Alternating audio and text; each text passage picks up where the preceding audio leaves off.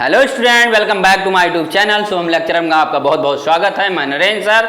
आज 12th chemistry के कुछ महत्वपूर्ण क्वेश्चन को हम लेकर आए हैं जो आपके बोर्ड पेपर के लिए बहुत ही इंपॉर्टेंट है। बहुत ही इंपॉर्टेंट क्वेश्चन है, ठीक है, जो परीक्षा में कई बार पूछे गए हैं और आने की संभावना भी बहुत ज़्यादा है, चांसेस बहुत ज़्यादा हैं इन क्वेश्चन की, जो आपके सामने भी आज हम इस वीडियो में पढ़ने वाले हैं। तो स्टूडेंट्स, शुरू करने से पहले हम वीडियो को आप लोग लाइक कर देना, शेयर कर देना। जो चैनल पर नए स्टूडेंट्स हैं चैनल को सब्सक्राइब कर देंगे।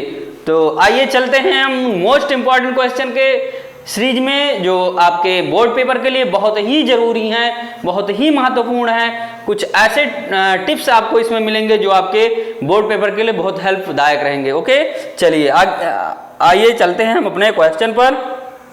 तो ये रहा आपका पहला क्वेश्चन आपके स्क्रीन बोर्ड पर। देखिएगा क्या लिखा है। फर्स्ट क्वेश्चन ही दिया गया है, किसी सेल के विद्युत वाहक बल से क्या तात्पर्य है। एक नंबर में ये क्वेश्चन बार बार आता रहता है हमेशा। जितनी बार इसको आप पढ़ेंगे, ठीक, उतना कम ही है इसके लिए। स्टूडेंट्स, क्या है, जितनी बार इसको पढ़ेंगे उतना कम ही है, ठीक। तो आंसर इसका देख लीजिए, किसी सेल के इलेक्ट्रोड विभव में वह अंतर जब सेल से परिपथ में कोई विद्युत धारा नहीं बहती है, सेल का विद्युत वाहक बल कहा जाता है। मतलब कोई इलेक्ट्रोड है, उसमें इलेक्ट्रोड विभव का जो अंतर होता है, जब दो इलेक्ट्रोड हैं, उन विभव के अंतर में जब कोई धारा नहीं बहती है, ठीक है, तो क्या होता है, विद्युत वाहक बल कहा जाता है। किसी सेल के इलेक्ट्रोड विभव में वह अंतर जब सेल से परिपथ में कोई विद्युत धारा नहीं बहती है, सेल का विद्युत वाहक बल कहा जाता है। आपको केवल यहाँ परिभाषा को लर्न करना है। आप परिभाषा को लर्न, 2 लाइन का है, 2 सेकंड लगेगा आपको लर्न करते हुए, लर्न कर लीजिएगा। और ये क्वेश्चन आपके बोर्ड पेपर के लिए बहुत ही इंपॉर्टेंट है, ठीक है, इसलिए इस क्वेश्चन को अच्छे से लर्न कर लीजिएगा। ओके स्टूडेंट्स, नेक्स्ट क्वेश्चन चलते हैं हम लोग। चलिए, सेकंड क्वेश्चन क्या है, विशिष्ट चालकता से क्या तात्पर्य है, इसका मात्रक क्या होता है। किसी चालक की विशिष्ट प्रतिरोध के व्युत्क्रम को उस चालक की विशिष्ट चालकता कहलाती है या कहते हैं। क्या होता है, जो किसी चालक का जो विशिष्ट प्रतिरोध होता है उसी को विशिष्ट चालकता, व्युत्क्रम जो होता है, ठीक है, जैसे विशिष्ट चालकता का प्रतिरोध जो करता है उसके व्युत्क्रम को ही क्या कहते हैं, विशिष्ट प्रतिरोध कहते हैं। जैसे फॉर एग्जांपल में इसे ग्रीक अक्षर कप्पा से प्रदर्शित करते हैं। किससे, कप्पा से। तो क्या हो जाएगा, कप्पा इक्वल 1/, विशिष्ट प्रतिरोध इसे बोलते हैं। क्या बोलेंगे इसे, विशिष्ट प्रतिरोध, ठीक। इसका नाम क्या रहेगा, विशिष्ट प्रतिरोध, ठीक, विशिष्ट प्रतिरोध। अब इसका मात्रक क्या हो जाएगा, मात्रक इसका हो जाएगा ओम इनवर्स और centimetre inverse, ohm inverse and centimetre inverse, या सीमेंस सेंटीमीटर इनवर्स। ओके, या इसको कहीं कहीं ऐसे भी दिखा दिया जाता है, इस तरीके से, इनवर्स, इसे भी ओम कहते हैं, इनवर्स एंड सेंटीमीटर इनवर्स, ठीक, ये होता है मात्रक, ये होता है, ठीक। तो किसी चालक के विशिष्ट प्रतिरोध के व्युत्क्रम को उस चालक की विशिष्ट चालकता या केवल चालकता कहते हैं। इसे ग्रीक अक्षर कप्पा से निरूपित किया जाता है। इसका जो मात्रक होता है ओम इनवर्स सेंटीमीटर इनवर्स होता है। ओके, नोट कर लीजिए। हो गया। चलिए नेक्स्ट क्वेश्चन।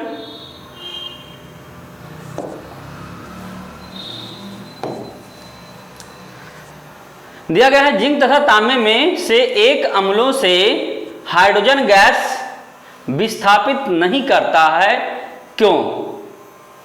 आप जब पढ़ेंगे इलेक्ट्रोड रासायनिक श्रेणी जो होता है, विद्युत रासायनिक श्रेणी, इलेक्ट्रोकेमिकल सीरीज, तो हाइड्रोजन के ऊपर, ठीक है, क्या होते हैं, हाइड्रोजन गैस के ऊपर, ठीक, जिंक होता है और नीचे कॉपर होता है, ठीक, क्या होता है, तांबा होता है। तो क्या होता है, जो नीचे होता है वो ऊपर वाले को विस्थापित हाइड्रोजन अम्लों से विस्थापित नहीं कर पाता, लेकिन जो ऊपर होता है वो हाइड्रोजन अम्ल हैं, ठीक है, जैसे दिया गया है CuSO4, ठीक, तो जिंक इसको क्या करेगा, विस्थापित कर देगा, लेकिन ZnSO4 जो है तो Cu उसको विस्थापित नहीं कर पाएगा। चलिए क्वेश्चन पढ़ लेते हैं, उसके बाद हम फिर समझाते हैं। जिंक तथा तांबे में से एक अम्लों से हाइड्रोजन गैस विस्थापित नहीं करता है। क्यों? क्योंकि विद्युत रासायनिक श्रेणी में हाइड्रोजन से ऊपर क्या है, जिंक है, और जो जिंक है वो कॉपर को विस्थापित कर देगा, क्योंकि विद्युत रासायनिक श्रेणी में उसकी सक्रियता कम है, इसलिए उसको विस्थापित कर देगा। लेकिन कॉपर की सक्रियता कम होने के कारण हाइड्रोजन से ऊपर वाले जितने भी तत्व हैं, जितने भी धातुएं हैं, उनको विस्थापित नहीं कर पाएगा, क्योंकि उनकी सक्रियता ज्यादा है।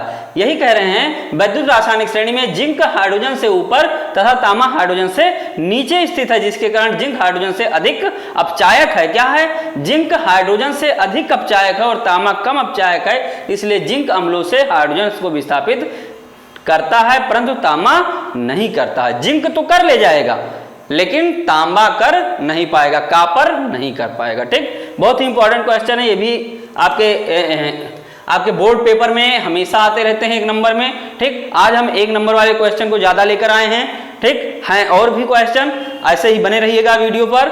ठीक है, बहुत ही महत्वपूर्ण क्वेश्चन आपके इस स्क्रीन बोर्ड पर दिखाया जाएगा, बताया जाएगा, समझाया जाएगा स्टूडेंट, तो आप मिस मत करिएगा, लास्ट तक वीडियो जरूर देखिएगा। ओके स्टूडेंट्स, और देखिएगा नेक्स्ट क्वेश्चन। ठीक, तो क्या है फैराडे का विद्युत अपघटन का प्रथम नियम। अगला क्वेश्चन हमारा है फैराडे का विद्युत अपघटन का नियम। इस नियम के अनुसार फैराडे का नियम तो कई बार हो चुका है, लेकिन बार बार ये क्वेश्चन रिपीट होते रहते हैं, इसलिए हम बार बार इसको लेकर आते रहते हैं। ठीक, 1 नंबर का है, नोट कर लीजिए इसको। इस नियम के अनुसार विद्युत अपघटन की प्रक्रिया में किसी इलेक्ट्रोड विशेष पर मुक्त पदार्थ का द्रव्यमान विलयन में प्रवाहित की गई मात्रा के कुल आवेश के समानुपाती होता है। ठीक, इसमें केवल आपको क्या करना है, परिभाषा लर्न कर लेना है। परिभाषा लर्न है तो आपको फैराडे का प्रथम नियम आता है। क्या है? इस नियम के अनुसार विद्युत अपघटन की प्रक्रिया में किसी इलेक्ट्रोड विशेष पर जब विद्युत अपघटन की प्रक्रिया कराई जाती है तो किसी भी इलेक्ट्रोड विशेष पर मुक्त पदार्थ का जो द्रव्यमान होता है, जितना द्रव्यमान मुक्त होता है, विलयन में प्रवाहित की गई विद्युत की मात्रा, जो विद्युत की मात्रा होती है, ठीक है, वो क्या होता है, समानुपाती होता है।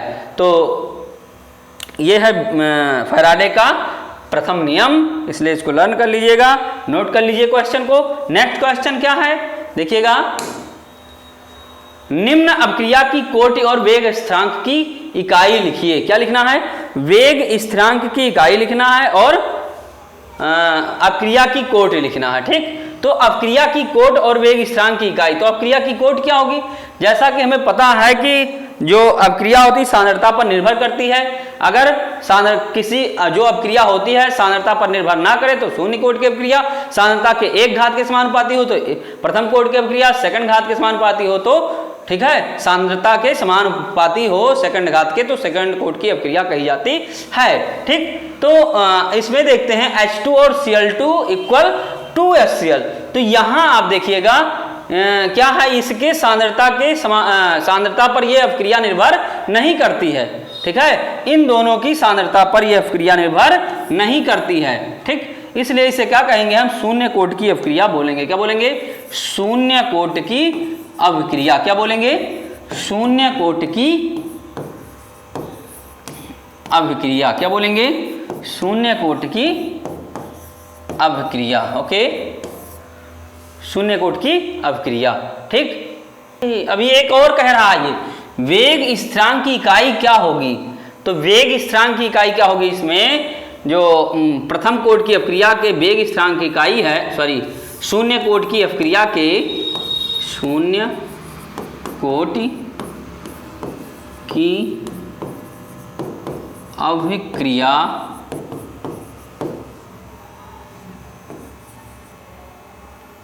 के वेग स्थिरांक की इकाई,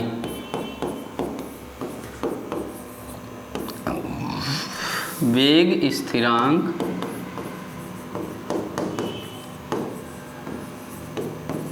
की इकाई है। क्या हो जाएगा? मोल, ठीक, मोल लीटर इनवर्स और सेकंड इनवर्स, ये हो जाएगा। ठीक, क्या हो जाएगा, ये वाला हो जाएगा, ये मोल लीटर इनवर्स सेकंड इनवर्स। इसको भी हिंदी में ही लिख दीजिए, क्या हो जाएगा, मोल, ये मोल लीटर इनवर्स सेकंड इनवर्स, ये शून्य कोट की अपक्रिया का इकाई है। ओके, नोट कर लीजिए, ये भी क्वेश्चन बार बार रिपीट होते हैं। ठीक, कुल मिलाकर ये जानेगा जितने क्वेश्चन आपको मिलेंगे सब रिपीटेड क्वेश्चन मिलेंगे। ठीक, क्या मिलेंगे, रिपीटेड क्वेश्चन ही मिलेंगे। ठीक है, जितने भी क्वेश्चन आपको मिलेंगे रिपीटेड क्वेश्चन ही मिलेंगे। ओके, नेक्स्ट क्वेश्चन आपके स्क्रीन बोर्ड पर, शून्य कोट की अपक्रिया से आप क्या समझते हैं, उदाहरण द्वारा समझाइए। इसके वेग स्थिरांक का व्यंजक भी लिखिए। तो शून्य कोट की अपक्रिया क्या होती है, देखिएगा, वह अपक्रिया जिसकी प्रगति में अभिकारक के किसी भी अणु का सांद्रण परिवर्तित नहीं होता है। ठीक है, सेम के सेम लिख दिया जाता है, कोई भी सांद्रण परिवर्तित नहीं होता है, अर्थात जिसका वेग अभिकारक के सांद्रण पर निर्भर नहीं करता है। जो वेग है अपक्रिया का वो सांद्रण पर निर्भर नहीं करता है, शून्य कोट की अपक्रिया कहलाती है। क्या कहलाती है, शून्य कोट की अपक्रिया कहलाती। जैसे अभी आपने पढ़ा है H2 + Cl2, गिब्स क्या हो गया था, 2HCl। ठीक, तो 2HCl हो गया, तो इसका ये प्रथम कोट की अपक्रिया है, सॉरी ये शून्य कोट की अपक्रिया है, क्योंकि इसके वेग का जो अभिकारक, जिसका वेग अभिकारक सांद्रण पर निर्भर नहीं करता, मतलब वेग से इससे कोई मतलब नहीं होता है। जो भी सांद्रण होता है, सांद्रता होती है, वो वेग से कोई मतलब नहीं रखता है। ठीक है, या कोई भी अणु सांद्रण में परिवर्तित नहीं होता है, डायरेक्ट लिख दिया गया है HCl। ठीक, क्या हो गया, HCl। तो एक बार फिर से देखिएगा, वह अपक्रिया जिसकी प्रगति में अभिकारक के किसी भी अणु का सांद्रण परिवर्तित नहीं होता है, अर्थात जिसका वेग अभिकारक के सांद्रण पर निर्भर नहीं करता है। जो वेग होता है अभिकारक का वो सांद्रण पर निर्भर नहीं करता है, इत्मीनान से। ठीक है, क्या है, वेग अभिकारक की सांद्रण पर निर्भर नहीं करता है, शून्य कोट की अपक्रिया कहलाती है। ओके, तो अब कह रहा दूसरा, इसके वेग स्थिरांक का व्यंजक लिखिए। अब वेग स्थिरांक का व्यंजक लिखना है। ठीक, तो ये हो जाएगा KT, व्यंजक देख लीजिए, वेग स्थिरांक का व्यंजक, वेग बहुत इंपॉर्टेंट है ये, वेग स्थिरांक का व्यंजक, वेग स्थिरांक का व्यंजक KT बराबर R0 माइनस कैपिटल R, ये व्यंजक है। ठीक, तो अगर मान लीजिए KT बराबर, इसको ये मान लीजिए प्रारंभिक सांद्रता minus A minus X, T समय बाद जो सांद्रता होगी। ठीक, तो क्या हो जाएगा, ये बराबर ये X हो जाएगा। क्या हो जाएगा, क्या हो जाएगा, ये X हो जाएगा। ठीक, A माइनस ये प्लस X। ठीक, तो ये और ये कट गया, तो KT बराबर X। ठीक, ये हो जाएगा, ये है वेग स्थिरांक का व्यंजक। ठीक, तो इसका जो मात्रक या इकाई आएगा, ठीक है, क्या आएगा, इकाई जो आएगा मोल लीटर इनवर्स सेकंड इनवर्स। ठीक, तो K बराबर, यहां एक और लिख दीजिए, K बराबर X/T, ऐसे भी लिख सकते हैं, K बराबर X/T। तो इकाई इसका हो जाएगा mole litre inverse second inverse. ठीक, second inverse, mole litre inverse second inverse. तो वेग स्थिरांक का व्यंजन आता है लिखने के लिए। ठीक, तो आप केवल इतना ही लिखेंगे, केवल कितना लिखेंगे, KT बराबर R0 माइनस R, केवल आप इतना लिख देंगे तो बहुत है इसके लिए। ठीक, ये व्यंजक हो गया। ठीक, क्लियर हो गया। चलिए आगे देखते हैं नेक्स्ट, ज्यादा समय नहीं लेंगे। एक अपक्रिया का वेग KA हाफ एंड V 3/2 है।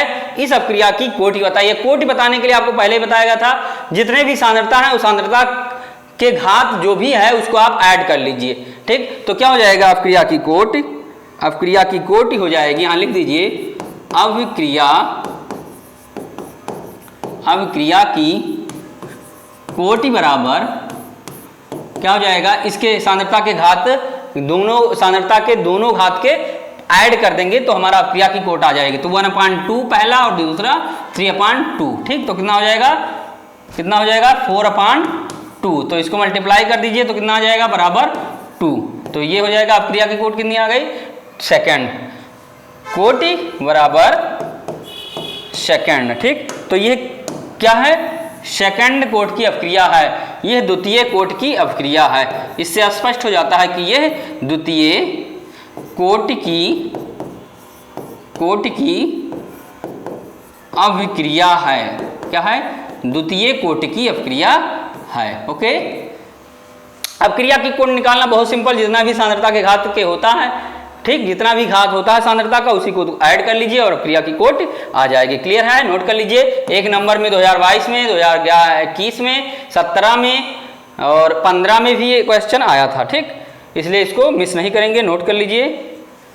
नेक्स्ट क्वेश्चन, प्रथम कोट की अपक्रिया के वेग स्थिरांक की इकाई ज्ञात करिए। तो प्रथम कोट की अपक्रिया के वेग स्थिरांक क्या हो जाएगा, R बराबर Ka1 सांद्रता के प्रथम घात के समानुपाती होता है। जो इकाई होता है, ठीक है, जो सांद्रता होता है, जैसे इसको लिखेंगे सांद्रता R समानुपाती प्रथम घात, अभिकारक के प्रथम घात के समानुपाती होता है ये। तो जब इसको हटाएंगे R इक्वल तो Ka1 हो जाएगा। ठीक, Ka1 हो जाएगा। ठीक, तो अब इसको क्या करेंगे, ये इतना आ गया, अब इसको मिटा दीजिए। ठीक, अब नेक्स्ट देखते हैं यहाँ, तो ये हो जाएगा K, तो वेग स्थिरांक K हमें निकालना है। तो K बराबर क्या हो जाएगा, R इकाई अपान A। ठीक, तो K बराबर मोल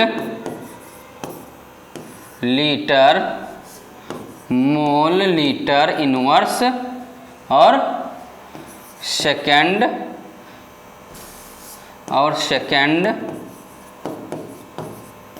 इनवर्स। ठीक, अपान मोल लीटर इनवर्स, ये हो जाएगा। ठीक, तो R की इकाई मोल लीटर इनवर्स सेकंड इनवर्स और A की इकाई मोल लीटर इनवर्स, और इसको K को आप यहाँ सामने एकदम लिख देंगे ये ऐसे। ठीक, तो K बराबर वेग स्थिरांक K बराबर, तो ये क्या हो जाएगा, ये और ये ऊपर और नीचे वाला मोल लीटर इनवर्स कट जाएगा, बचेगा क्या, सेकंड इनवर्स। तो ये हमारा हो जाएगा, क्या हो जाएगा, ये वेग स्थिरांक इकाई, वेग स्थिरांक प्रथम कोटि अपक्रिया के लिए वेग स्थिरांक की इकाई हो जाएगा K बराबर सेकंड इनवर्स। ठीक है, तो छोटे छोटे क्वेश्चन, लेकिन ये आपके लिए बहुत ही इंपॉर्टेंट क्वेश्चन हैं। आपको लगता है तुरंत कर ले जाएंगे, लेकिन ऐसा आएगा कि आप ये ब्रेन से आपके निकल जाएगा। R बराबर Ka होता है, Ka1 होता है। ठीक, इसलिए इसको मिस मत करिएगा क्लास को। आगे अभी और क्वेश्चन है, देखिएगा। नेक्स्ट हो गया, लिख लिए। नेक्स्ट देखिए, चलिए नेक्स्ट क्वेश्चन हमारा क्या है, अपक्रिया की कोटि और आणविकता को समझाइए। तो पहला है आणविकता को देख लीजिएगा। किसी रासायनिक अपक्रिया में भाग लेने वाले अपकारक अणुओं की न्यूनतम संख्या को अपक्रिया की आणविकता कहते हैं। किसी भी रासायनिक अपक्रिया में जो अपकारक भाग लेते हैं उनकी जो न्यूनतम संख्या होती है उसे अपक्रिया की आणविकता कहते हैं। जैसे अमोनियम नाइट्राइड को जब गर्म करते हैं, ठीक है, तो अपक्रिया में अमोनियम नाइट्राइड का एक अणु भाग लेता है, अतः इसकी आणविकता 1 होगी। ठीक, लेकिन कोटि क्या है, किसी रासायनिक अपक्रिया में भाग लेने वाले पदार्थों के अणुओं की वह संख्या जिनका सांद्रण अपक्रिया की प्रकृति में परिवर्तित होता है। ठीक है, जो सांद्रण होता है जब अपक्रिया होती है तो अपक्रिया की प्रकृति में प्रगति में क्या होता है, परिवर्तित होता रहता है, अपक्रिया की कोटि कहलाती है। ठीक, क्लियर हुआ? चलिए नोट कर लीजिए इसको। ओके, हो गया। नेक्स्ट देखिए, एक प्रथम कोटि की अपक्रिया का आधा भाग 50% 10 मिनट में पूर्ण होता है। इस अपक्रिया का 80% भाग कितने समय में पूर्ण होगा? ठीक, अब देखिएगा, सबसे पहले तो जो क्वेश्चन कह रहा है इसको देखिएगा अच्छे से। तो कह रहा है कि प्रथम कोटि की अपक्रिया का आधा भाग, मतलब आधा पूर्ण होने में 10 मिनट, तो के क्या हो जाएगा?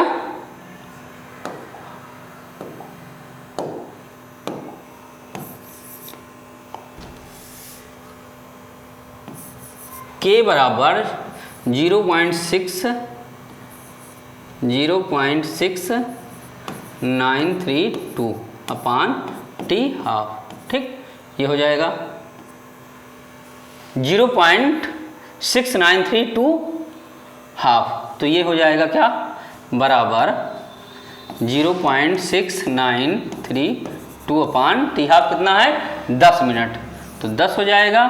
ठीक, हो गया। तो k बराबर 0.6932 अपान 10। इसको हल नहीं करेंगे, ऐसे लिख देंगे अभी हम। ठीक, क्या करेंगे, इसको ऐसे लिखा रहने देंगे। अब इसका व्यंजक प्रथम कोटि का क्या होता है देखिएगा। k बराबर क्या होता है, समय निकालना है कितने समय में पूर्ण होगा। तो यहां देख लीजिए, सबसे पहले जरूरी चीज क्या है, प्रारंभिक जो मात्रा है इसकी, ठीक है, प्रारंभिक मात्रा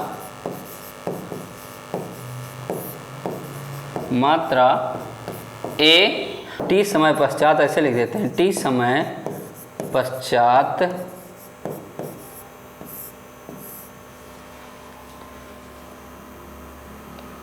मात्रा a माइनस एक्स बराबर क्या हो जाएगा? a माइनस एक्स बराबर a माइनस 8.8 ये। ठीक, तो क्या हो जाएगा? बराबर 0.8 ये, तो बराबर 0.2 ये। ठीक, तो a समय बाद, t समय के बाद जो मात्रा है, परिवर्तित मात्रा है, t समय पश्चात मात्रा a माइनस एक्स बराबर 80% भाग कह रहा है, तो 80% का मतलब 0.8। ठीक, तो 2 ये हो जाएगा। तो a और ax हमारा मालूम चल गया। अब देखिएगा क्या है, अब सूत्र लगाते हैं व्यंजक का। k equal 2.303। ठीक, प्रथम कोटि की अपक्रिया के लिए 2.303 अपान t log a upon a minus x. Okay, तो ये हो जाएगा k बराबर 2.303 अपान t log a upon 0.2a। तो 0.2 ये और 0.2 ये क्या होगा? कट जाएगा। 0.2 ये और 0.2 ये क्या होगा? कट जाएगा। ये देखिए, और ये। ठीक, तो 0.2 ये बचा। तो k का मान यहां पर रख दीजिए। कितना है k का मान? 0.6932 अपान 10। ओके, बराबर 2.303 अपान t लॉग 1 अपान 0.2। ठीक, अब 1 अपान 0.2 को हम लिख सकते हैं। क्या लिख सकते हैं? एक स्टेप और लिख दे रहे हैं। ठीक, क्या हो जाएगा? 0.6932 अपान 10 इक्वल 2.303 अपान t लॉग 5। ओके, अब इसको ऐसे तिरछा गुणा कर दे रहे हैं। ठीक, तो इसको ऐसे मल्टीप्लाई क्रॉस कर देंगे तो क्या हो जाएगा? और हाँ, log 5 का मान, ठीक है, लीजिए, log 5 का मान क्या होता है? log 5 का मान होता है 0.6989। ओके, ये log 5 का मान है। क्या है ये? log 5 का मान है। कितना है log 5 का मान? log 5, यहाँ लिख दीजिए log 5 बराबर 0.6989, ये ऐसे लिख दीजिए। ठीक, तो अब इसको हम तिरछा मल्टीप्लाई कर देंगे क्रॉस, तो क्या हो जाएगा t हाफ बराबर t बराबर हो जाएगा हमारा, क्या हो जाएगा t बराबर 10 इंटू 2.303, ठीक, और log 5 का मान कितना है 0.6989, ओके, अपान क्या हो जाएगा अपान 0.6932, ये हो जाएगा। ठीक, इतना समझ में आया। अब क्या करेंगे, जब इसको इससे मल्टीप्लाई कर देंगे तो ये हो जाएगा 23.03, क्या हो जाएगा ये, यहां देख लीजिए 23.03, क्या हो जाएगा 23.03। ठीक, तो जब इसको मल्टीप्लाई करेंगे तो एक पॉइंट क्या हो जाएगा दाहिनी तरफ आ जाएगा, तो 23.03 इंटू 0.6989, ठीक, अपान 0.6932, ये आ जाएगा। ठीक, और जब इन दोनों को मल्टीप्लाई करेंगे, क्या करेंगे इन दोनों का मल्टीप्लाई करेंगे तो ये आ जाएगा 16.09 अपान 0.6932। ठीक, और जब t बराबर भाग करेंगे इसको तो लगभग 22.21 समथिंग करके आएगा, आप लोग देख लीजिएगा इसको। ठीक है, कितना आएगा 22.21, ठीक, मिनट, कितना आ जाएगा मिनट, ये आपका आंसर हो जाएगा। ठीक, क्या हो जाएगा आंसर हो जाएगा ये t बराबर कितना आ जाएगा 22.21 या लगभग 23 मान लीजिए। ठीक, क्या आ जाएगा लगभग 23 आ जाएगा। ठीक, तो log 5 का मान क्या आ जाएगा 0.6989।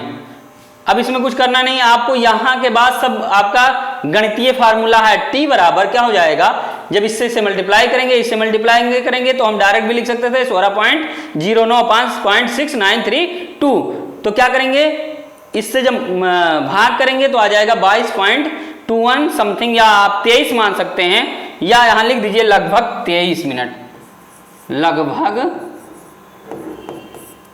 23 मिनट। ओके, जैसा आप चाहें। क्लियर हो गया, एक बार नोट कर लीजिए इसको। ओके, हो गया, चलिए मिटाल रहे हैं। अब एक बार देख लिया जाता है 2.303 log a minus x, clear है। ओके, नोट हो गया। चलिए तो ये रहे हमारे आज के कुछ टॉप क्वेश्चन। ठीक, क्या रहे ये जो थे आपके 2023 बोर्ड पेपर के लिए बहुत ही महत्वपूर्ण क्वेश्चन थे। कितने थे 2023 जो बोर्ड पेपर देना चाह रहे हैं बच्चे, उनके लिए ये क्या है बहुत ही महत्वपूर्ण क्वेश्चन हैं। ठीक है, 2023 बोर्ड पेपर के लिए बहुत ही महत्वपूर्ण क्वेश्चन हैं। तो आप इन क्वेश्चन को क्या करिएगा, कॉपी, और जब भी आप पढ़िएगा कॉपी और पेन के साथ ही बैठकर पढ़िएगा। ठीक है, अगर आप वो चीज देखते हैं, पढ़ते हैं और तुरंत मिल जाता है आपको, ठीक है, तुरंत आप रिवीजन कर लेते हैं तो आपके माइंड में सेटअप हो जाएगा और फिर आप भूलेंगे नहीं। ठीक, तो ओके स्टूडेंट्स, आज का जो सेशन है यही समाप्त होता है। मिलेंगे हम अगले सेशन में। ओके, तब तक के लिए आप वीडियो को लाइक शेयर कर दीजिएगा। जो चैनल पर नए स्टूडेंट हैं चैनल को सब्सक्राइब कर लीजिएगा।